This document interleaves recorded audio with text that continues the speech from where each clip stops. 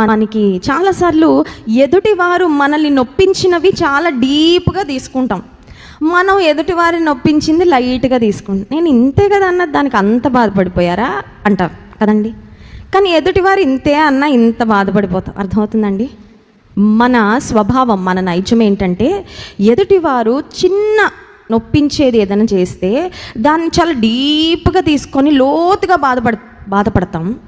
మనము ఎదుటివారి ఎడల ఏదన్నా తప్పిదం చేస్తే అది మీడియం సైజో పెద్ద సైజో వాట్ ఎవర్, వాళ్ళు ఒకవేళ మేము బాధపడ్డామండి అంటే చిన్నది కదండి దానికి అంత బాధపడ్డారేంటి అని కొన్నిసార్లు దాన్ని చాలా లైట్గా తేల్చేస్తూ ఉంటాం. కానీ దేవుని వద్దకు వచ్చినప్పుడు when we consider our past sinful life, రక్షణ పొందిన తర్వాత కూడా మన అపనమ్మకత్వము, మన బలహీనతలు, లోకం వైపు శరీరం లాగుతూ ఉన్నప్పుడు దేవుని విడిచి ఒకవేళ లోకంలో తిరిగిన అనుభవాలు ఉంటే వాటిని గూర్చి హృదయాలు చింపుకొని, lord I know how much my sin has hurt you, నా పాపం నిన్నెంత బాధించిందో నాకు. ఎక్కువ మనం ఎవరైనా ప్రేమిస్తే వారు మన విషయంలో చిన్న తప్పు చేసిన ఎక్కువ బాధ అవుతుంది, అవునా కదా? ఎక్కువ ప్రేమిస్తే, if we truly care and love someone deeply, వాళ్ళు చేసే చిన్న విషయానికి కూడా చాలా బాధ. ఇప్పుడు దేవుని విషయంలో కూడా అంతే కదా. దేవుడు లోకమును ఎంతో